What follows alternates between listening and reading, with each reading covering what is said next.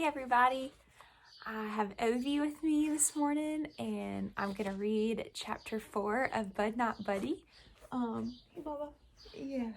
So hopefully he'll listen to me. This is how he sits all the time. I'm on our couch. We have it kind of in a different position because we've sort of made a fort of sorts right now because we have nothing else to do. So we put our couches together so that the dogs could lay on them too, and we could just have like a little comfort island.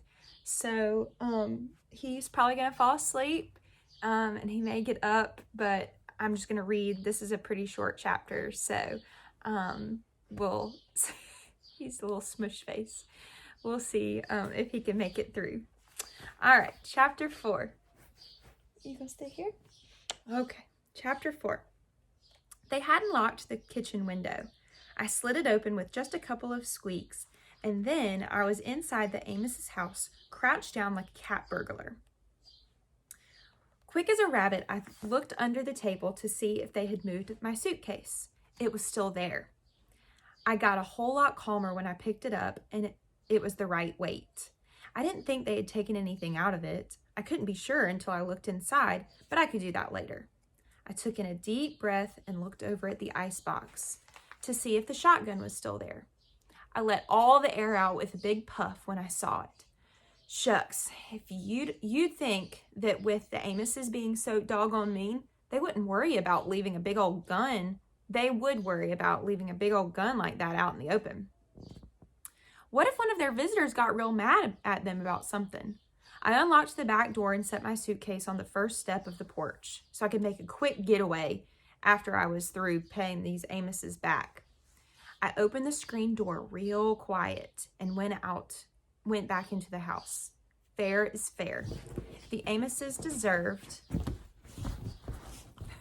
He's over there now. Okay, bye. The Amoses deserved what they were going to get. I can't all the way blame Todd for getting me in trouble, though.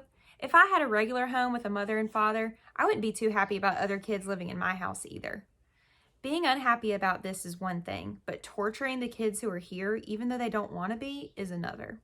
It was my job to make sure other kids who didn't know where their mothers and fathers were didn't have to put up with Todd. My heart started jumping around in my stomach as soon as I reached out for the shotgun.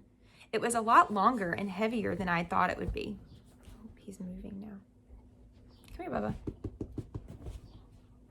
Okay. That's nice. All right. Sorry for the interruptions.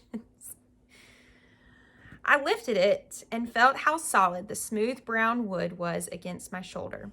With it close to my face, like this, I could smell the gray metal of the barrel and the gun oil Mr. Amos used on it.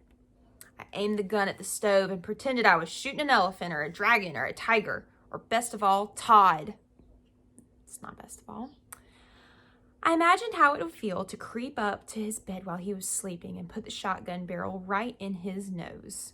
After that, I'd have to do some quick moving to get the grown-up Amoses. Unless they were real sound sleepers, the sound of a shotgun going off in Todd's room would give them a clue something was going on. I lowered the gun. These things were just too dangerous to play with or take chances with. That's why the first part of my revenge plan was to get this gun out of the way. If something went wrong and the Amoses woke up, I did not want them rushing down to the kitchen to get the gun. I knew they'd shoot me in a flash and tell the home it was an accident. I took the gun outside and put it on the back porch in a corner where they wouldn't be able to see it until daytime. I felt a lot better when it was out of my hands. When I was back in the kitchen, I started opening cupboards looking for the drinking glasses. The first one I opened had the jelly jar they had given me to drink out of at supper time. I walked over to the sink and turned on one of the spigots. These Amoses had hot water running right to the house. I let it run for a second to warm up, and I put a dish rag in the bottom of the sink so the splashing wasn't too loud. When the water was good and hot, I stuck the jelly jar underneath it until it was filled to the brim.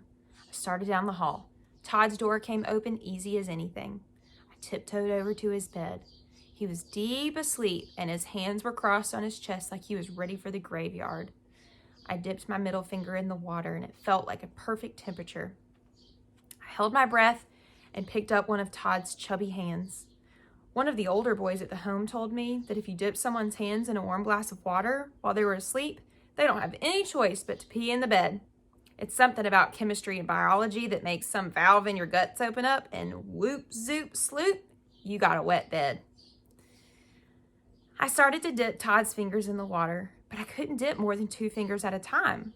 Todd's bed stayed dry as the desert. I tried holding Todd's hand flat and pouring water over it, but he still didn't wet the bed. Finally, I just decided to pour water on his pajama pants. I pulled the blanket sheet down and emptied the jar. His face twitched a couple of times, but for a minute it looked like his eyes were going to come open, but they stayed shut. He smiled and the warm water from the jelly jar opened that little valve up and whoop, zoop, sloop, he soaked his sheets. My favorite saying in the world is, "He who laughs last, laughs best." So I put my hand over my mouth and whispered, "Ha, ha, ha." I picked up my suitcase and walked to the street. Man, I was on the lam. I was just like Public Enemy #1. J. Edgar Hoover and the FBI saw me, I'd be in some real serious hot water. Now that's the end of chapter 4. I know I talked yesterday for just a second about the possibility that what if Bud had just forgiven Todd and moved on. So think about or talk about with a family member. Do you really think that Todd felt that much better about getting back at, do you really think that Bud felt that much better about getting back at Todd, or do you think that he could have just forgiven him and kind of moved on and been on the run, on the lam, as he said? So maybe think about that. Think about forgiveness and think about right now, times are kind of weird with you being at home with your siblings or even your parents. If you're an only child, being at home all day long with the same people. I know that Taylor and I have to forgive each other and remember that, we are the only two in our house. And so we're the only two that each other's really talking to, like all day, every day. Of course, we have phone calls and things, but remember to be forgiving during these times, and remember that if somebody does something wrong to you, they don't always have to pay. You can forgive them and move on. So think about that, and I will be back tomorrow with chapter 5, and then we'll take a break for the weekend, and then I'll be back on Monday with chapter 6. Okay? Hope you guys have a great day, and I miss you so much, and I love you, and I'll see you tomorrow. Bye.